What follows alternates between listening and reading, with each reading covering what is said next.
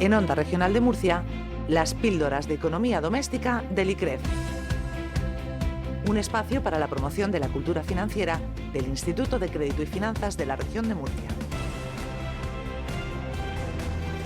Bueno, pues vamos a hablar hoy de un tema del que hace tiempo que no escuchábamos hablar, porque la verdad es que en los tiempos de la crisis parece que lo que preocupaba era lo contrario, la deflación. En fin, vamos a que nos aclare un poco más todo esto el director del Instituto de Crédito y Finanzas de la región de Murcia, que es Nicolás González. Buenos días, Nicolás. Muy buenos días. Bueno, ¿qué es eso de la inflación? Es verdad que conforme vamos avanzando en esto de las crisis económicas, aprendemos términos como lo de la prima de riesgo, ¿verdad? Y hacía tiempo que no nos preocupábamos por la inflación, por la subida de los precios, ¿no?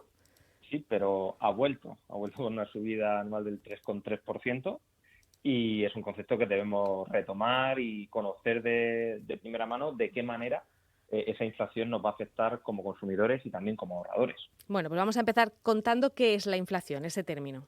Bueno, pues la inflación, en términos generales, es un aumento general y sostenido en el tiempo de los precios que tienen una serie de bienes y servicios en un país. Entonces, cuando ese nivel de precios sube, pues con cada euro que nosotros tenemos podemos adquirir menos cantidad de bienes y servicios. Así que la primera consecuencia directa de la inflación es que perdemos poder adquisitivo. Es decir, con el mismo dinero podemos acceder a menos bienes y servicios. ¿Y cómo medimos esa subida de precios? Se mide con índices. Y el más conocido es el IPC, que ahora estamos viendo en los medios de comunicación, el índice de precios al consumo. Hay también otros índices, como es el índice de precios industriales, que mide pues una cesta, por así decirlo, de productos de materias primas, pero con las que se comercia en el sector industrial. Y se construye con una cesta, el IPC, en la que se calculan precios medios y cantidades que se consumen por término medio. Multiplicamos las cantidades por los precios, los sumamos y obtenemos el índice. Así que si en un año, por ejemplo, pues teníamos que el valor del índice es 100, del año siguiente ese índice es 108, entonces decimos que la inflación en ese año ha subido un 8%. Y es curioso, no sé si los oyentes lo conocen, la manera en la que se calcula ese IPC, los productos que integran ese IPC. Hay 12 categorías que se tienen en cuenta. Las 4 que tienen mayor peso son alimentación y bebidas no alcohólicas, la vivienda, el transporte y, es curioso, la cuarta es el gasto en hoteles, cafeterías y restaurantes. Nos encanta salir a la calle y es el cuarto concepto de gasto que más importancia tiene en esa cesta. Y, por ejemplo, la energía, porque claro, si ha subido el subidón que hemos tenido en los últimos meses de la electricidad y está incluido en la cesta del IPC, pues es lógico que el IPC también suba. Claro, pero además sube no solamente por ese efecto que tiene la subida de la tarifa eléctrica, que también, sino también por el efecto indirecto que esa subida de la energía tiene en todos esos procesos. Hay muchos factores, aquí hay muchísimas causas que explican el incremento de la inflación. El principal, pues tú lo señalabas, el incremento de la energía, pero también hay de la electricidad, mejor dicho, porque hay otras fuentes de energía que también están subiendo.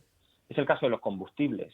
Y hay un dato que nos sitúa muy bien en esto. Llenar el depósito del coche cuesta hoy un 21% más que a principios del año. O sea, si lo llenábamos, por ejemplo, con 60 euros, pues hoy necesitaríamos 72.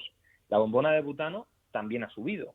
Hace un año estaba en unos 12 euros y hoy supera los 15. Es decir, es un incremento del 27%. Pero no solo la energía es un factor que está tirando al alza la inflación. También las materias primas. Estamos escuchando que en muchos casos hay problemas de suministro. Esta mañana, por ejemplo, escuchábamos que el acero ha multiplicado en un año su precio por 5. Se está encareciendo el transporte marítimo. Hay problemas de suministro de componentes tecnológicos. ¿Y eso al final qué hace? Que se reduzca la oferta. Y por la propia ley de oferta y demanda, si se reduce la oferta de bienes disponibles, el precio a pagar también va a subir. Bueno, en esto sí que no puede hacer nada el ciudadano, ¿no? Quiero decir que es lo que hay. Bueno, claro, aquí el poder que tenemos a nivel individual es bastante reducido. ¿Qué margen nos queda? Bueno, pues en cuestiones de energía podemos revisar nuestra tarifa. Hay algunas que son más sensibles a esas variaciones en precios, otras que no lo son. Podemos revisar también ese consumo horario, ver en qué franjas trabajamos con determinados electrodomésticos en casa, intentar reorganizar.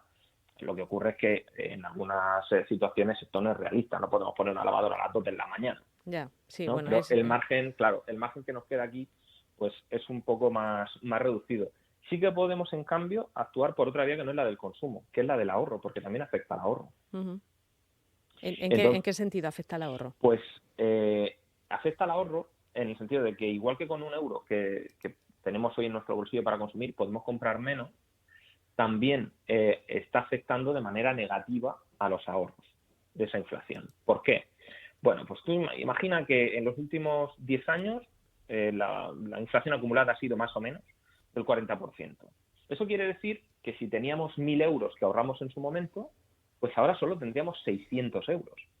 Aunque nominalmente, si yo entro en ese producto de ahorro, a mí me siguen apareciendo 1.000 euros. Uh-huh. ¿Cómo afecta? Pues porque ahora en realidad yo solo podría adquirir bienes por 600 euros. Por eso ahora sí que es importante, sobre todo a la vuelta de verano, que decidimos un poco pues qué hacer con el dinero, empezamos a revisar ofertas bancarias, etcétera. Siempre tenemos que tener en cuenta que el rendimiento que esos productos de ahorro nos van a generar tiene que batir, como se suele decir, a la inflación, tiene que ser mayor que la inflación. Porque si no lo es, estamos perdiendo dinero, aun con un producto rentable. Ya.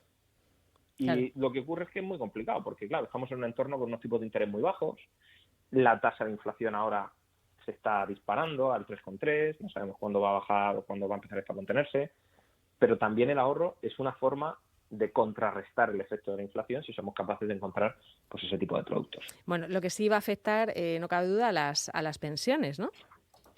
Pues también afecta efectivamente a las pensiones. Y además afecta de dos maneras. Sobre todo a aquellos pensionistas que reciben una cuantía más reducida. ¿Por qué? Pues porque como ese efecto principal es sobre el consumo, pues las rentas más pequeñas son las que destinan una mayor parte a consumir y menos a ahorrar. Luego el efecto en las rentas más bajas de la inflación pues se nota más. Uh-huh. Pero no solo por esa vía, sino por la vía de la revalorización. Normalmente, no solo el IPC afecta al cálculo de los salarios, sino que también afecta al de las pensiones. A partir del año que viene, la revalorización de las pensiones estará muy vinculada previsiblemente al IPC y también ya este año va a haber una regularización de lo que han recibido los pensionistas por este alza de precios. Pero ¿qué ocurre? Aunque eso en principio pues, nos puede parecer efectivamente una medida justa para compensar a esos pensionistas, eso tiene un impacto muy fuerte en las cuentas públicas. Hay estudios que dicen que cada punto que sube el IPC, si ahora estamos en el 3,3, pues una subida de 3 puntos, nos costaría cada uno de esos puntos 1.400 millones de euros en pensiones. Bueno, ya, pues el caso es que todo esto va a hacer falta más capítulos, Nicolás, porque está claro que la inflación por ahora no se va a contener, así que tenemos que aprender a vivir con ella. Muchísimas gracias. Gracias a vosotros y buen fin de semana. Hasta luego. Adiós.